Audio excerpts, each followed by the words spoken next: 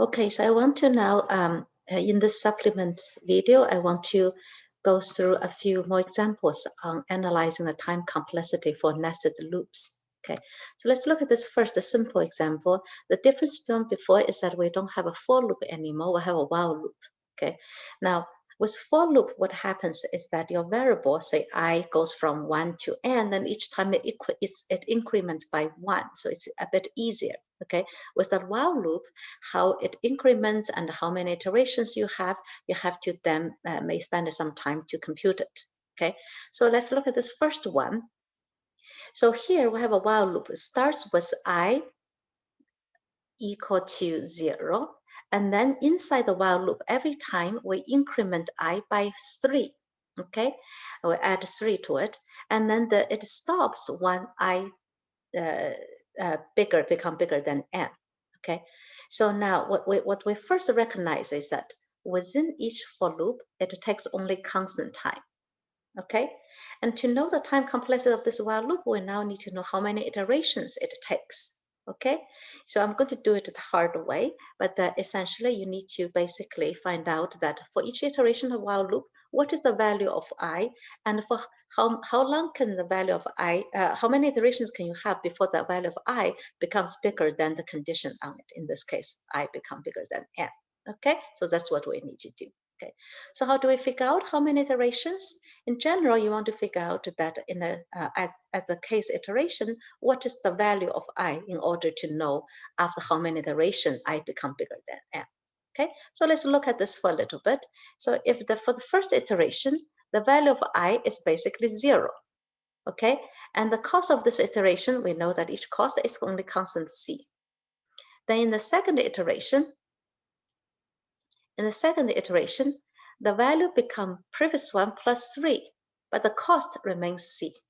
In the third iteration, the value becomes 3 plus 3, which is 6, and the cost is still the same. Fourth iteration, the value becomes 9, and the cost is still same. Okay, well, we cannot go on forever. We now have to figure out that at the case iteration, what is the value of I? Well, we see that every time you just add 3 to it. Okay, and after case iteration, you add 3, basically k minus 1 number of times. So the value of I after that is 3 times k minus 1. And the cost for this iteration is still constant. Okay, now when do we stop? We stop when I is bigger than n. That means that we stop when 3 times k minus 1 is bigger than n. That means we stop when k is bigger than n over 3 plus 1. Okay, so this gives us the total number. Oops. The total number of while loops. Okay, all right. So what did I just say? Let me summarize this in the next slide. So this is what we said. Each iteration of the while loop only takes constant time, okay? And in order to figure out how many iterations the while loop runs, we first, using the previous table, we figure out that in the case iteration of the while loop, the value of I is 3k minus 1. And the while loop terminates when I is bigger than n, which means that 1k is bigger than 3n minus 1. In other words, the while loop runs in this number of iterations. Okay, so what is the total cost? The total cost is basically the cost for each iteration, c, times the number of iterations, which is 3n minus plus 1. Okay, and then here, this is just the constant for all the remainder commands, which take constant time. Okay, so I don't use a constant, just order of 1. Remember, big O notation means this is a constant. Okay, and the sum of them, well, the dominating factor is n here. So this is big theta of n. Okay, so that's the first example. Okay, now let's now make this a little bit more complicated than before. Instead of each time I plus I increment by 3, namely I equal to I plus 3. Now each time I multiply the previous value of I by a factor of 3. Okay, so the difference is here now. Okay, well, for each iteration, this inside the while loop is still runs in constant time. That doesn't change. Okay, what changes is the number of iterations the while loop will have now. So let's see. We start with the first iteration. At this point, the value of I is 1, and the cost of this iteration is constant.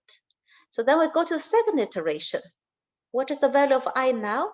Well, it's 1 times 3. So now it becomes 3. And this iteration also has cost C. Okay.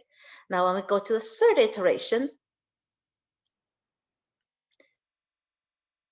the value of I is the previous one times 3. So now it's become 9, which is really, which is actually 3 times 3.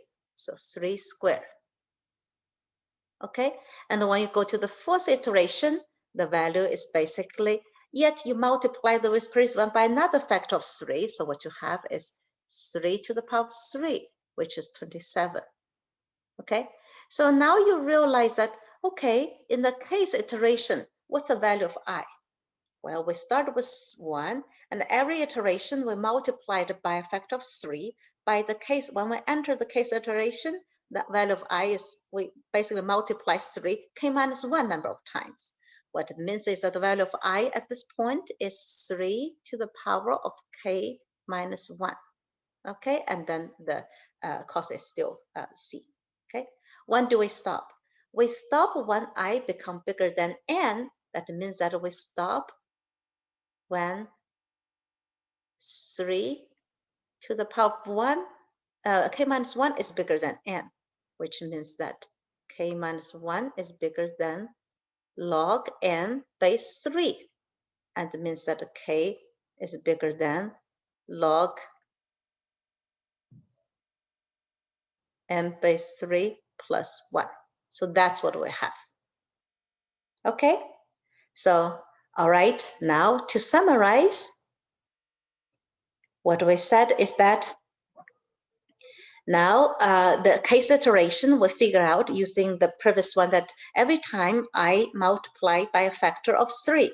So in the case iteration of our loop, at the beginning of this, our value of I is this. Okay, and determinants when I is bigger than n, which means that one k is bigger than log n base 3 plus 1. Okay, in other words, the while loop runs log n base 3 plus 1 number of iterations. So what's the total cost? The total cost is the cost of each iteration, which is C, constant, times the number of iterations, which is log n base 3 plus 1. In other words, the total time complexity is big theta of log n base 3. But then we also said in class that log n base 3 is the same as any other base, say log 2, log n base 2. Okay, so I can also write it, ignore this base and just write it as log n. Okay, so now you see, even though the modification seems to be minor, I simply change from plus to multiplication, but this significantly reduced the number of iterations of the while loop. It used to be n over 3, which is roughly a linear in n. Now it becomes log n, which is much, much smaller than n. Okay? All right. Okay, so let's now look at yet another one, a bit more complicated. Now I have a nested loop, okay? And you have inside the for loop, you have a while loop, okay? And now remember we said in class, whenever we have a nested loop, what do? You always go inside out. You first figure out how much cost it takes for the inner loop, and then you figure out what's the cost of the outer loop, okay? Now we look at the inner loop. Well, the inner loop actually, by looking at it, we realize that, hey, we just did this, because the inner loop, what it does is that j start from 1, and then you just have a while loop where each time j multiply by a factor of 2 instead of a factor of 3. Okay, we just analyzed for each fixed outer for loop. Okay, the inner while loop would take the number of iteration is basically since it's each time you multiply 2, basically log n base 2 now instead of log n base 3, okay? So the inner while loop in this case takes time c times log n base 2, okay? That's the time for each, for fixed outer for loop, okay? And now let's go out. How many iterations does a for loop have? It has n iterations. So the total time complexity as such is n times the cost of the entire inner for loop for each fixed outer for loop iteration. So that's c log n. So this gives us n log n big theta of. Okay? All right. Okay. Let's now look at one last example where this one is a little bit more complicated than before. Okay? Okay, so why is it complicated? Well, we see that what happens is that here, for the inner, within the for loop, okay, we have also a while loop, but the condition for the while loop is that 1j is smaller than I, and I depends on the iteration of the outer for loop, okay? So as the for each iteration of outer for loop, I changes, and that means that inside, the condition would also change, which means the time complexity would also change, okay? Nevertheless, we do the same, okay? We always go inside out, so we ask ourselves first, they said, for fixed,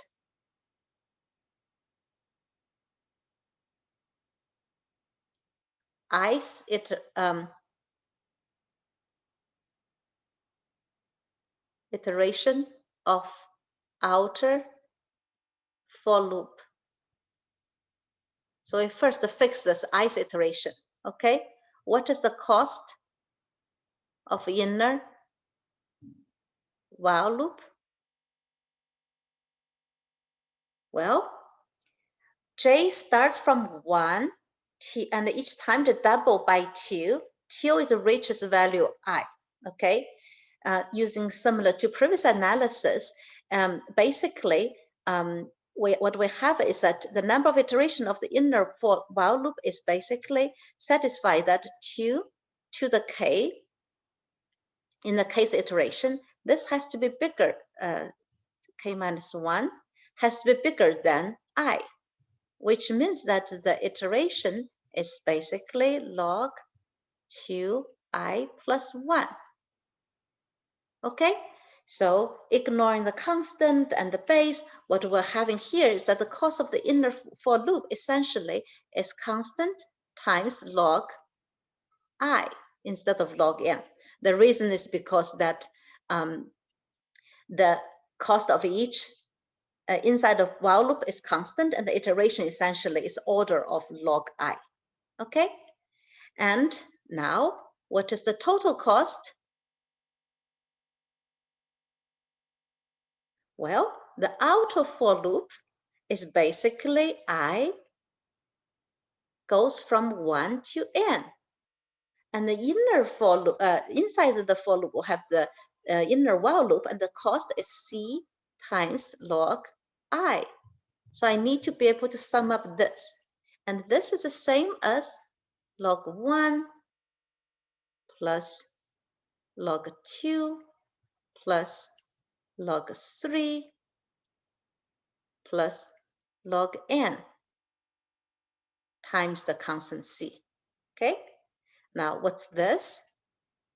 It turned out that this is the same as log of n factorial, which I will explain later in class that this is big theta of n log n. Okay, so as a result, the time complexity of this algorithm is also n big theta of n log n, same as the previous one, but the analysis is a bit different, okay?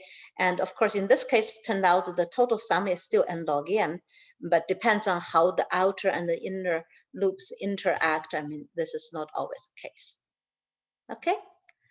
All right, so that's what I want to describe in this supplement, okay? Okay.